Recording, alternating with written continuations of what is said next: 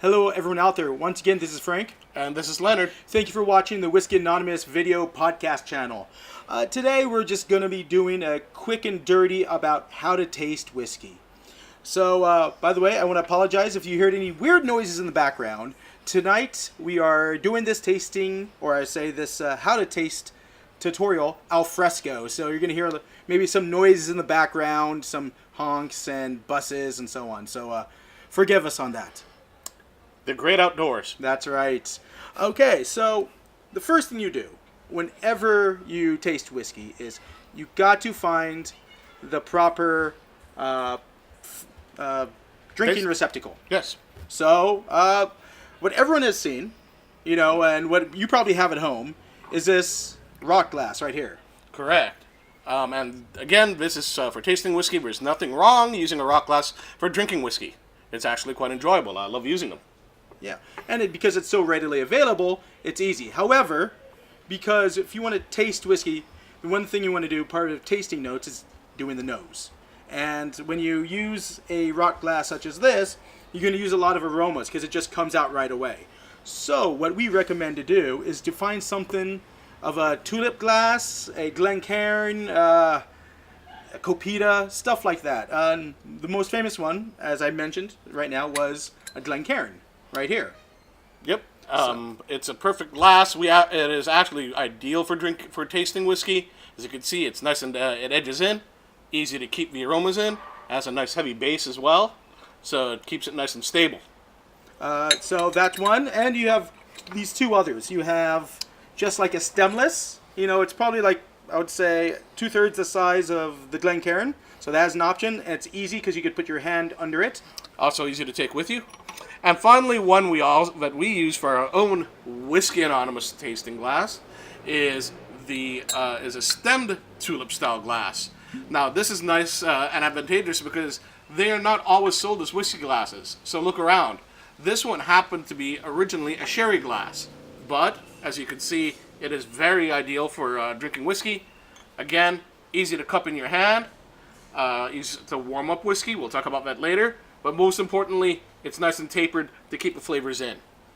Many people prefer something with a stem because you could also move it around. You could easily look up in the lights with it. So it's a perfectly viable option. But you know, as we said, something that kind of tapers in to help keep the aromas in. So if you do have this, also we also get a glass cap. It fits perfectly on a Glencairn or the sherry glass, and it helps keeps the aroma in while you're maybe leaving your whiskey on the table for a long time, or if you're trying to warm up your whiskeys. So it's just easy to forget about it. You want to come back to the whiskey and do something else, you know. That's having a glass cap is perfect. Anyways, moving on. So after you picked the perfect utilities to drink your whiskey, second is to Leonard. Well, second is to prepare the whiskey. First up, get this out of the way really quickly. If you want to look at it, swirl it, do whatever you want with it, do it now. Get it out of the way, get your jollies done, then set it down and let the whiskey settle for about 30 seconds or so. Yeah, you might have some sediments in there, or you know, you just want some of the first aromas to go out. So if you were to pour the whiskey and put it right to your nose, yep, it might be too strong right away. So might be imbalanced as well. Yep. So let's set for 30 seconds a minute. Now time to nose your whiskey. That's right. Right. So, why don't you explain the next steps, Leonard? All right. First up, well, we kind of abbreviate this because we are in the Philippines and it's nice and hot. But if you are not, and you're in a colder climate or an air-conditioned room, you want to warm up the whiskey a little bit. So you want to cup it, and then Frank has a wonderful lid, so he's hands-free.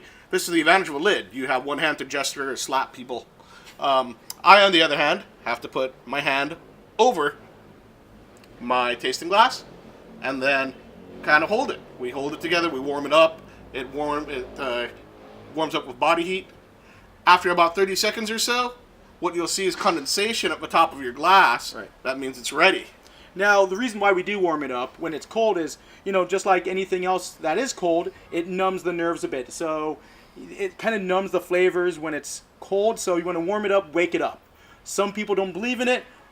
We see that there is a difference. Like That's I said, this is correct. the Philippines. Outside, it's the perfect temperature for not warming up whiskey right now. That's why we're doing the abbreviated version right now. Yes. So extend your hands because you don't want it to release and all the aromas blow up in your face. Bring the glass to your upper lip, not your nose. You don't want to stick your nose into it. Again, you want to avoid getting overwhelmed with flavors and aromas. It, just like hot soup, it'll burn everything out. You won't be able to taste or smell anything if you do. There's some people out there that say stick your nose right in. That's a bad idea, especially for stronger ABV whiskeys. So, next step, yeah, as you said, put it to your upper lip, take a sniff. If you have to go in a little deeper, don't worry about that. Just do enough where you could get enough of the flavor. Do tilt your head a bit. Like your eyes, they should be slightly different grades. At least mine are. Each nostril actually is better at detecting certain aromas and flavors than the other nostril. That's right. So just, as you take every little sniff, take notes. Think of what flavors you're getting. Remember, this is a very personal thing. What I get may be different from what Leonard gets, and what may be different than other people. That's so right. just think about it. Don't hesitate. Don't be alarmed if you've not gained certain flavors. That's okay. This takes a while. So And right. it can take multiple tries as well. Oh, what are we even drinking? I don't even know. Oh, okay. So right now we're drinking the Koval Single Barrel Whiskey 4 grain. It is at 47%, so it is a bit of a higher ABV. The thing about Koval, there's different flavors than what you normally get with any other American whiskey. So Right, especially with the 4 grain. I get a lot of creamy sweetness in this. yeah, it's a bit because of the fresher flavors. It's a bit more astringent. Mm-hmm. But fresher. It's cleaner. That's correct. I definitely get the classic of vanilla and honey. So this is the nose. Next thing you want to do is now, obviously, taste the whiskey, right? Correct. So we want to now. First thing you do is take the whiskey, put a little bit in your mouth, wash it around a little bit, have your tongue get used to the whiskey, especially if it is a higher ABV.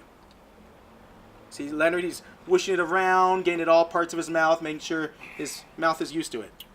Now that's the first step. Now second, he's gonna take a larger sip. You okay? Yep. Okay. So I'm gonna take this larger sip. As you can see, by taking a larger sip, now that your mouth is coated and used to the ABV of the whiskey, that burn in the very beginning, now that it's coated, you're going to just detect the flavors. Wow. That burn disappears, and it really works. And the flavors you get, with this particular whiskey, the flavors you get in a normal American whiskey comes out a bit more. It is a bit clean, right? But remember, as you're drinking the second sip, don't forget to chew the whiskey. For bourbon, they call this a Kentucky chew. You want to do this because different parts of your mouth, just like your eyes and your nose, has different flavor. Yeah, exactly. Yep. Different ways to detect flavor. Like the outside of your tongue goes more of the sour and the bitter And salty. and the salty. The middle is more sweet, right? Middle front is sweet, and then towards the back is bitter. Right. So keep in mind, that's one of the easiest ways, if you're new at this, look at where your tongue is instinctively pushing the whiskey. Yep. So that is, now you may want to do this 3 or 4 times. Some whiskey people take anywhere from 15 minutes to even an hour to sip their whiskey to get all the flavor notes. They'll even set down the whiskey, go somewhere else, play some rock music, and then come back and sip it again. There's nothing wrong with that. It could take a long time to get all the different flavors. If you're new to this, you don't have to go that much into it, but just be aware that whiskeys can take a long time to get all the flavors. Mm-hmm. And of course, as you finish, you get the finish, right? That's why That's it's called the easy finish. part. Right. So with the finish, you want to look for things that stay behind. So a lot of powerful flavors are on the palate and overwhelm the complex, and you think, wow, I can taste all these different flavors up front. Yeah. Keep also in mind what stays behind, because that adds to the complexity of the whiskey. Usually flavors like wood, Right. the drier flavors, spice flavors, tend to stay behind, and the sweeter fruit flavors are the ones that leave first. Yeah, for sure. Also, one thing is always have water by you, because some of these, maybe these deeper flavors, these deeper whiskeys at 47%, maybe the pepper of the alcohol is covering up, masking other flavors. So don't hesitate to have water and put it in. They'll help bring out a lot of the flavors.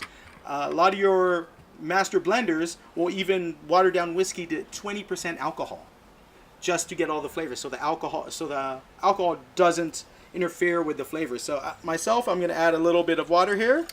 Just remember, add water after tasting. It's hard to take it out once it's added. Yeah, but you know, just and much of the sweeter flavors now start coming out now that that alcohol pepperiness is gone. That black pepper that's added from alcohol. So one tip I'm going to ask my wonderful partner here. Yes. Frank, so now that you've added water, Yeah. how does it change the finish? Because we haven't really talked about length. You know, it actually, for me, if there was black pepper on the finish, that's instantly gone. But a lot of the flavors do last a little bit because you're not, you know, your tongue isn't thinking about that alcohol. So would you say that's... Now, we actually have a system, this is ours, on how to gauge a finish. 0 to 5, short in terms of seconds. I say it's medium to long. Okay. You know, so yeah, 0 to 5 is short, 5 to 10 is medium, and anything after 10 seconds is a long finish. Again, Subjective. this is It's subjective, ours. but based on the amount of whiskeys we've tried and as well as other aged liquors, it seems to stick very well. And the last thing, you don't have to have it, but if you do have it and you are going to taste multiple whiskeys within a night, it's always nice, besides having water to cleanse your palate, to have some nice 70% dark chocolate. This one we get specifically for our needs from our friends at Riza Chocolates. Correct. So we, you know, put this on your tongue, chew it around, then sip some water, let the chocolate subside, and then your palate is ready for the next whiskey, versus waiting for your palate just to cleanse itself. Anyways, that was the quick and dirty on how to taste whiskey, about 10 minutes or so. Anyways, guys, thank you very much, and wait till the next video. Bye-bye. Bye-bye.